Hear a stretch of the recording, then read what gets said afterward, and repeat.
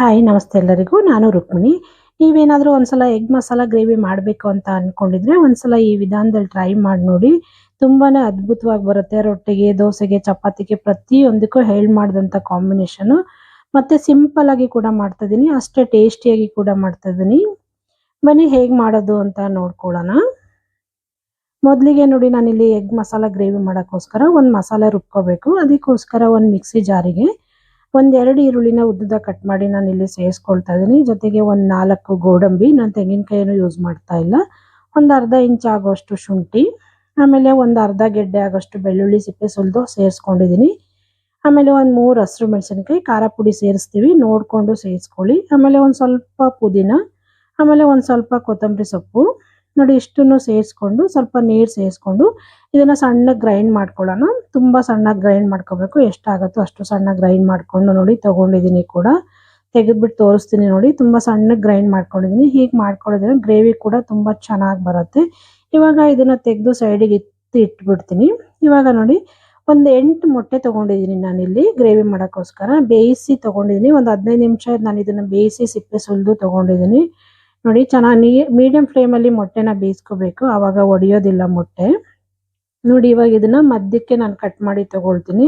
ಎಲ್ಲ ಮೊಟ್ಟೆಗಳನ್ನೂ ಹೀಗೆ ಮಧ್ಯಕ್ಕೆ ಕಟ್ ಮಾಡಿ ತಗೊಳ್ತೀನಿ. ಹಿಡಿ ಕೂಡ ಸೇರಿಸ್ಬೋದು, ಆದರೆ ಮಸಾಲೆ ಎಲ್ಲ ಮೊಟ್ಟೆ ಒಳಗೆ ಸೇರ್ಕೊಳ್ಳೋದಿಲ್ಲ. ಹಾಗಾಗಿ ಈ ರೀತಿ ಕಟ್ ಮಾಡಿ ಹಾಕೋದ್ರಿಂದ ಮಸಾಲೆ ಎಲ್ಲ ಮೊಟ್ಟೆಗೆ ಚೆನ್ನಾಗಿ ಹಿಡಿಯುತ್ತೆ, ಟೇಸ್ಟ್ ಕೂಡ ಚೆನ್ನಾಗಿ ಬರುತ್ತೆ. ಹಾಗಾಗಿ ನಾನು ಎಲ್ಲ ಮೊಟ್ಟೆಗಳನ್ನು ಈಗ ಮಧ್ಯಕ್ಕೆ ಕಟ್ ಮಾಡಿ ತಗೊಳ್ತಾ ಇದ್ದೀನಿ. ನೋಡಿ, ಈ ರೀತಿ ಎಲ್ಲ ಮೊಟ್ಟೆಗಳನ್ನು ಹೀಗೆ ಕಟ್ ಮಾಡಿ ನಾನು ತಗೊಳ್ತೀನಿ.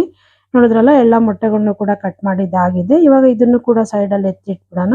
ಇಟ್ಬಿಟ್ಟು ಸ್ಟವ್ ಮೇಲೆ ಒಂದು ಕಡಾಯಿ ಇಟ್ಕೊಂಡಿದ್ದೀನಿ. ನೋಡಿ, ಕಡಾಯಿ ಇಟ್ಕೊಂಡು ಒಂದು 2 ಸ್ಪೂನ್ ಎಣ್ಣೆ ಹಾಕ್ಕೊಂಡಿದ್ದೀನಿ.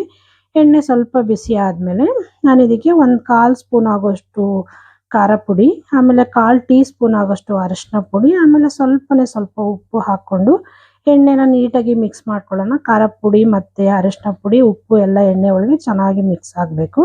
ಇದನ್ನು ನೀಟಾಗಿ ಮಿಕ್ಸ್ ಮಾಡ್ಕೊಂಡಿದ್ದಾದಮೇಲೆ ಆದಷ್ಟು ಮೀಡಿಯಂ ಫ್ಲೇಮಲ್ಲೇ ಇಟ್ಕೋಬೇಕು, ಇಲ್ಲಾಂದರೆ ಇದು ಸುಟ್ಟೋಗ್ಬಿಡುತ್ತೆ ಎಣ್ಣೆ.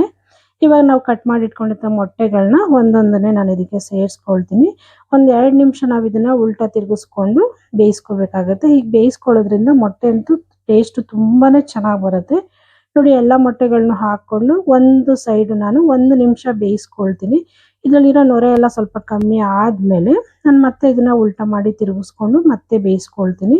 ನೋಡಿ, ನೊರೆ ಕೂಡ ಸ್ವಲ್ಪ ಕಮ್ಮಿ ಆಗಿದೆ, ಅಡಿಲೆಲ್ಲ ಒಂದು ಸೈಡು ಚೆನ್ನಾಗಿ ಬೆಂದಿದೆ, ಫ್ರೈ ಆಗಿದೆ. ಇವಾಗ ಇನ್ನೊಂದು ಸೈಡನ್ನು ನಾನು ಇದೇ ರೀತಿ ತಿರುಗಿಸ್ಕೊಂಡು ಇನ್ನೂ 1 ನಿಮಿಷ ನಾನು ಇದನ್ನು ಇದೇ ರೀತಿ ಮೀಡಿಯಂ ಫ್ಲೇಮಲ್ಲಿ ಫ್ರೈ ಮಾಡ್ಕೊಳ್ತೀನಿ. ನೋಡಿ, ಈ ರೀತಿ ಫ್ರೈ ಮಾಡ್ಕೊಳ್ಳೋದ್ರಿಂದ ಮೊಟ್ಟೆ ಟೇಸ್ಟ್ ಅಂತೂ ತುಂಬ ಚೆನ್ನಾಗಿ ಬರುತ್ತೆ, ಸಪ್ಪೆ ಸಪ್ಪೆ ಅಂತ ಅನಿಸೋದೇ ಇಲ್ಲ. ನೋಡಿದ್ರಲ್ಲ, 2 ನಿಮಿಷಗಳ ಕಾಲ ಮೊಟ್ಟೆನೂ ಕೂಡ ಚೆನ್ನಾಗಿ ಫ್ರೈ ಮಾಡಿ ತೊಗೊಂಡಿದ್ದೀನಿ. ಇವಾಗ ಇದನ್ನು ತೆಗೆದು ಸೈಡಿಗೆ ಎತ್ತಿಟ್ಬಿಟ್ಟು ಈಗ ಅದೇ ಸ್ಟವ್ ಮೇಲೆ ನಾನು ಒಂದು ಬಾಣಲಿ ಇಟ್ಕೊಂಡಿದ್ದೀನಿ. ಬಾಣಲಿಗೆ ಒಂದು 4 ರಿಂದ 5 ಸ್ಪೂನ್ ಎಣ್ಣೆ ಹಾಕ್ಕೊಂಡಿದ್ದೀನಿ. ಮಸಾಲ ಗ್ರೇವಿ ಮಾಡ್ತಾರಿಂದ ಎಣ್ಣೆ ಸ್ವಲ್ಪ ಜಾಸ್ತಿ ಇದ್ದರೆ ಚೆನ್ನಾಗಿರುತ್ತೆ. ಹಾಗಾಗಿ ಇವಾಗ ಒಂದು 2 ಈರುಳ್ಳಿನ ಫೈನಲ್ ಚಾಪ್ ಮಾಡಿ ನಾನು ಇದಕ್ಕೆ ಸೇರಿಸ್ಕೊಂಡಿದ್ದೀನಿ. ಸೇರಿಸ್ಕೊಂಡು ನೋಡಿ, ಇದನ್ನು ಚೆನ್ನಾಗಿ ಫ್ರೈ ಮಾಡ್ಕೊಳ್ಳೋಣ.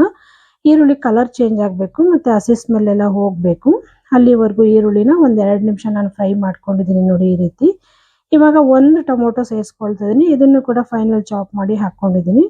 ಈರುಳ್ಳಿ ಜೊತೆಗೆ ಈ ಟೊಮೊಟೊ ಕೂಡ ಸ್ವಲ್ಪ ಸಾಫ್ಟ್ ಆಗೋವರೆಗೂ ನಾವು ಬೇಯಿಸ್ಕೊಳ್ಳೋಣ. ತುಂಬ ಸಾಫ್ಟ್ ಆಗೋ ಅವಶ್ಯಕತೆ ಇಲ್ಲ, ಸ್ವಲ್ಪ ಸಾಫ್ಟ್ ಆದರೆ ಸಾಕು. ಈಗ ನೋಡಿ, ಈರುಳ್ಳಿ ಜೊತೆಗೆ ಟೊಮೊಟೊನು ಕೂಡ ಸ್ವಲ್ಪ ಸಾಫ್ಟ್ ಆಗೋವರೆಗೂ ನಾನು ಬೇಯಿಸ್ಕೊಂಡಿದ್ದೀನಿ. ಇಷ್ಟು ಬೇಯಿಸ್ಕೊಂಡ್ರೆ ಸಾಕು. ಇವಾಗ ನೋಡಿ, ಇದಕ್ಕೆ ನಾನು ಒಂದು 1/4 ಸ್ಪೂನ್ ಆಗೋಷ್ಟು ಅರಿಶಿನ ಪುಡಿ, ಆಮೇಲೆ ಅರ್ಧ ಸ್ಪೂನ್ ಆಗೋಷ್ಟು ಖಾರ ಪುಡಿ ಸ್ವಲ್ಪ ಖಾರ ಇದೆ, ಹಾಗಾಗಿ ಕಮ್ಮಿನೇ ಯೂಸ್ ಮಾಡ್ತಾ ಇದ್ದೀನಿ. 1 ಸ್ಪೂನ್ ಆಗೋಷ್ಟು ಧನಿಯಾ ಪೌಡರು, ಆಮೇಲೆ ಒಂದು 3/4 ಸ್ಪೂನ್ ಆಗೋಷ್ಟು ನಾನಿಲ್ಲಿ ಗರಂ ಮಸಾಲ ಯೂಸ್ ಮಾಡಿದ್ದೀನಿ. ನೋಡಿ, ಇಷ್ಟನ್ನು ಸೇರಿಸ್ಕೊಂಡು ಈರುಳ್ಳಿ ಟೊಮೊಟೊ ಜೊತೆಗೆ ಚೆನ್ನಾಗಿ ಸಾಫ್ಟ್ ಆಗೋವರೆಗೂ ನಾವು ಇದನ್ನು ಬೇಯಿಸ್ಕೊಳ್ಳೋಣ, ಫ್ರೈ ಮಾಡ್ಕೊಳ್ಳೋಣ. ಎಣ್ಣೆ ಎಲ್ಲ ಬಿಟ್ಕೋಬೇಕು ಮತ್ತು ಇದರಲ್ಲಿರೋ ಹಸಿ ಸ್ಮೆಲ್ಲೆಲ್ಲ ಹೋಗಬೇಕು, ಅಲ್ಲಿವರೆಗೂ ನಾನು ಇದನ್ನು ಫ್ರೈ ಮಾಡ್ಕೊಂಡಿದ್ದಾಗಿದೆ. ಇವಾಗ ಇದಕ್ಕೆ ನಾನು ರುಬ್ಬಿಟ್ಕೊಂಡಿದ್ನಲ್ಲ ಮಸಾಲ, ಅದನ್ನು ಸೇರಿಸ್ಕೊಳ್ತೀನಿ. ನೋಡಿದ್ರಲ್ಲ, ಮಸಾಲೆ ಕೂಡ ಸೇರಿಸ್ಕೊಂಡು ನಾವು ಇದಕ್ಕೆ ರುಚಿಗೆ ತಕ್ಕಷ್ಟು ಉಪ್ಪು ಕೂಡ ನಾನು ಈಗಲೇ ಸೇರಿಸ್ಕೊಳ್ತಾ ಇದ್ದೀನಿ. ಈಗ ಸೇರಿಸ್ಕೊಳ್ಳೋದ್ರಿಂದ ಮಸಾಲೆ ತುಂಬ ಸಾಫ್ಟಾಗಿ ಬೇಗನೆ ಬೇಯ್ಕೊಳ್ಳುತ್ತೆ. ಹಾಗಾಗಿ ನೋಡಿ, ಇವಾಗ ಇದೆರಡನ್ನೂ ಚೆನ್ನಾಗಿ ಮಿಕ್ಸ್ ಮಾಡ್ಕೊಳ್ಳೋಣ. ಹೊಂದಿಕೊಂಡು ಹೊಂದ್ಕೋಬೇಕು. ಇದು ಕಲರ್ ಕೂಡ ಚೇಂಜ್ ಆಗಬೇಕು, ಮತ್ತು ಮಸಾಲೆ ಕೂಡ ಹಸಿ ಸ್ಮೆಲ್ಲೆಲ್ಲ ಹೋಗೋವರೆಗೂ ಚೆನ್ನಾಗಿ ಮಿಕ್ಸ್ ಮಾಡಿಕೊಂಡು ನಾವು ಇದನ್ನು ತಿರುಗಿಸ್ಕೊಂಡು ಬೇಯಿಸ್ಕೊಳ್ಳೋಣ. ಎಣ್ಣೆ ಎಲ್ಲ ಸಪ್ರೇಟ್ ಆಗಬೇಕು, ಆ ರೀತಿ ಮಸಾಲೆನ ನೀಟಾಗಿ ಮಿಕ್ಸ್ ಮಾಡಿಕೊಂಡು ನಾವು ಇದನ್ನು ಫ್ರೈ ಮಾಡ್ಕೊಂಡು ತಗೋಬೇಕಾಗತ್ತೆ. ನೋಡಿದ್ರಲ್ಲ ಇವಾಗ ಮಸಾಲೆ ಕೂಡ ಚೆನ್ನಾಗಿ ಫ್ರೈ ಆಗಿದೆ, ಎಣ್ಣೆ ಕೂಡ ಬಿಡ್ತಾ ಇದೆ ನೋಡಿ ಸೈಡಲ್ಲೆಲ್ಲ. ಈ ರೀತಿ ಮಸಾಲೆಯಲ್ಲಿ ಎಣ್ಣೆ ಎಲ್ಲ ಬಿಟ್ಕೋಬೇಕು. ಅಲ್ಲಿವರೆಗೂ ನಾನು ಇದನ್ನು ಮೀಡಿಯಂ ಫ್ಲೇಮಲ್ಲಿ ಫ್ರೈ ಮಾಡಿ ತಗೊಂಡಿದ್ದೀನಿ. ನೋಡಿದ್ರಲ್ಲ ಇಷ್ಟಾದರೆ ಸಾಕು, ಚೆನ್ನಾಗಿ ಫ್ರೈ ಆಗಿದೆ. ಇವಾಗ ನಾನು ಇದಕ್ಕೆ ಒಂದು ಸ್ಟೀಲ್ ಕಪ್ಪಲ್ಲಿ ಒಂದು ಅರ್ಧ ಕಪ್ ಆಗುವಷ್ಟು ಮೊಸರು ತೊಗೊಂಡಿದ್ದೀನಿ. ಅದನ್ನು ಇದ್ರ ಜೊತೆಗೆ ಸೇರಿಸ್ಕೊಂಡು ಮತ್ತೆ ಇದನ್ನು ಚೆನ್ನಾಗಿ ಫ್ರೈ ಮಾಡ್ಕೊಳ್ಳೋಣ. ಒಂದಕ್ಕೊಂದು ಹೊಂದ್ಕೋಬೇಕು, ಮೊಸರಲ್ಲಿರೋ ಗಂಟೆಲ್ಲ ಒಡ್ಕೊಂಡು ಮಸಾಲ ಜೊತೆಗೆ ಮೊಸರು ಚೆನ್ನಾಗಿ ಹೊಂದ್ಕೋಬೇಕು ನೋಡಿ. ಆ ರೀತಿ ನಾನು ಇದನ್ನು ಮತ್ತೆ ಫ್ರೈ ಮಾಡ್ಕೊಂಡಿದ್ದೀನಿ. ಮತ್ತೆ ನೋಡಿ ಎಣ್ಣೆ ಎಲ್ಲ ರಿಲೀಸ್ ಆಗ್ತದೆ, ಈ ರೀತಿ ರಿಲೀಸ್ ಆಗಬೇಕು ನೋಡಿ. ಫೈನಲ್ ಆಗಿ ಮಸಾಲೆ ಅಂತೂ ಸೂಪರಾಗಿ ರೆಡಿ ಆಗಿದೆ. ಇವಾಗ ನಾನು ಇದಕ್ಕೆ ನೀರು ಸೇರಿಸ್ಕೊಳ್ತೀನಿ. ನಮಗೆ ಎಷ್ಟು ಬೇಕೋ ಅಷ್ಟು ನೋಡಿಕೊಂಡು ನೀರು ಸೇರಿಸ್ಕೊಳ್ಳೋಣ. ಸ್ವಲ್ಪ ಗ್ರೇವಿ ಥರ ಮಾಡ್ತಾ ಇರೋದ್ರಿಂದ ತುಂಬ ಸಾರು ಥರ ಮಾಡೋಕ್ಕೆ ಹೋಗಬಾರ್ದು, ಮತ್ತು ನೀರು ಕೂಡ ಜಾಸ್ತಿ ಸೇರಿಸ್ಕೊಬಾರ್ದು. ಒಂದೇ ಒಂದು ಗ್ಲಾಸ್ ಆಗೋಷ್ಟು ನೀರು ಸೇರಿಸ್ಕೊಂಡಿದ್ದೀನಿ ನೋಡಿ. ಸ್ವಲ್ಪ ಗಟ್ಟಿ ಅನ್ನಿಸ್ತಾ ಇದೆ, ಸ್ವಲ್ಪ ಬೆಂದ ಮೇಲೆ ಇನ್ನೂ ಗಟ್ಟಿ ಆಗುತ್ತೆ. ಹಾಗಾಗಿ ಇನ್ನೊಂದು ಸ್ವಲ್ಪ ನೀರು ಸೇರಿಸ್ಕೊಳ್ತೀನಿ. ಸೇರಿಸ್ಕೊಂಡು ಇನ್ನೊಂದು ಸಲ ನೀಟಾಗಿ ಇದನ್ನು ಮಿಕ್ಸ್ ಮಾಡ್ಕೊಂಡ್ಬಿಡೋಣ. ಮಿಕ್ಸ್ ಮಾಡಿಕೊಂಡು ಲಿಡ್ ಮುಚ್ಚಿಬಿಟ್ಟು ಒಂದು 6ರಿಂದ 7 ನಿಮಿಷ ಇದನ್ನು ಮಸಾಲೆನ ಚೆನ್ನಾಗಿ ಬೇಯಿಸ್ಕೋಬೇಕಾಗತ್ತೆ ನಾವು. ಒಂದು 6ರಿಂದ 7 ನಿಮಿಷ ನಾನು ಇದನ್ನು ಪ್ಲೇಟ್ ಮುಚ್ಚಿಬಿಟ್ಟು ಮಧ್ಯ ಮಧ್ಯ ತಿರುಗಿಸ್ಕೊಂಡು ನಾನು ಬೇಯಿಸ್ಕೊಳ್ತೀನಿ ನೋಡಿ. ಒಂದು 7 ನಿಮಿಷ ಬೇಯಿಸ್ಕೊಂಡಿದ್ದೀನಿ ನೋಡಿ. ಮಸಾಲೆ ಕೂಡ ತುಂಬ ಚೆನ್ನಾಗಿ ಬೆಂದು ರೆಡಿಯಾಗಿದೆ, ಎಣ್ಣೆ ಎಲ್ಲ ಬಿಟ್ಕೊಂಡಿದೆ ನೋಡಿ ಸೈಡಲ್ಲಿ. ಈ ರೀತಿ ಮಸಾಲೆ ಗ್ರೇವಿ ಬರಬೇಕು. ಈ ರೀತಿ ಬಂದರೆ ಸೂಪರಾಗಿ ಮೊಟ್ಟೆ ಗ್ರೇವಿ ಕೂಡ ಸೂಪರಾಗಿ ರೆಡಿ ಆಗುತ್ತೆ ನೋಡಿ. ಮಸಾಲೆ ಅಂತೂ ರೆಡಿ ಆಗಿದೆ. ಇವಾಗ ನಾನು ಇದಕ್ಕೆ ಫ್ರೈ ಮಾಡಿ ಇಟ್ಕೊಂಡಿದ್ನಲ್ಲ ಮೊಟ್ಟೆನ, ಅದನ್ನು ನಿಧಾನವಾಗಿ ಹಾಕ್ಕೊಳ್ಳೋಣ. ಮೀಡಿಯಂ ಫ್ಲೇಮಲ್ಲಿ ಇಟ್ಕೊಂಡು ಕಟ್ ಮಾಡಿ ನಾವು ಫ್ರೈ ಮಾಡ್ಕೊಂಡು ಮೊಟ್ಟೆಗಳನ್ನ ನಿಧಾನವಾಗಿ ನಾನು ಆ ಮಸಾಲೆ ಒಳಗೆ ಸೇರಿಸ್ಕೊಳ್ತೀನಿ. ಸೇರಿಸ್ಕೊಂಡಿದ್ದಾದಮೇಲೆ ನೀಟಾಗಿ ಇದನ್ನು ತಿರುಗಿಕೊಳ್ಳೋಣ, ಲೈಟಾಗಿ ತಿರುಗಿಸ್ಕೊಳ್ಳೋಣ. ಜಾಸ್ತಿ ಫಾಸ್ಟಾಗೆಲ್ಲ ತಿರುಗಿಸ್ಕೊಳ್ಳೋಕೆ ಹೋಗಬಾರ್ದು. ನೋಡಿದ್ರಲ್ಲ ಈ ರೀತಿ ನೀಟಾಗಿ ನಿಧಾನವಾಗಿ ಒಂದ್ಸಲ ತಿರುಗಿಸ್ಕೊಂಡು ಇದ್ರ ಮೇಲೆ ಸ್ವಲ್ಪ ಕೊತ್ತಂಬರಿ ಸೊಪ್ಪು ಉದುರಿಸ್ಕೊಂಡು ಇವಾಗ ಮತ್ತೆ ಒಂದು 3 ನಿಮಿಷ ನಾವು ಇದನ್ನು ಬೇಯಿಸ್ಕೊಳ್ಳೋಣ. ಇದನ್ನೊಂದ್ಸಲ ಇನ್ನೊಂದ್ಸಲ ಲೈಟಾಗಿ ತಿರುಗಿಸ್ಕೊಳ್ಳೋಣ ಚಮಚ ಸಹಾಯದಿಂದ. ಇನ್ನೊಂದ್ಸಲ ಲೈಟಾಗಿ ಎಲ್ಲ ತಿರುಗಿಸ್ಕೊಂಡಿದ್ದಾದಮೇಲೆ ಪ್ಲೇಟ್ ಮುಚ್ಚಿಬಿಟ್ಟು ಒಂದು 3 ನಿಮಿಷ ನಾನು ಇದನ್ನು ಬೇಯಿಸ್ಕೊಳ್ತೀನಿ ನೋಡಿ. ಒಂದು 3 ನಿಮಿಷ ಆದಮೇಲೆ ತೋರಿಸ್ತಾ ಇದ್ದೀನಿ. ನೋಡಿದ್ರಲ್ಲ ಮೊಟ್ಟೆ ಮಸಾಲ ಗ್ರೇವಿ ಅಂತೂ ಸೂಪರಾಗಿ ರೆಡಿಯಾಗಿದೆ ಮತ್ತು ಅದ್ಭುತವಾದ ರುಚಿಯಲ್ಲಿ ಬಂದಿದೆ. ರೊಟ್ಟಿಗೆ, ಚಪಾತಿಗೆ, ಪೂರಿಗೆ, ಅನ್ನಕ್ಕೆ, ಮುದ್ದೆಗೆ ಪ್ರತಿಯೊಂದಕ್ಕೂ ಮಾಡಿದಂಥ ಕಾಂಬಿನೇಷನ್ನು ತುಂಬಾ ಚೆನ್ನಾಗಿರುತ್ತೆ.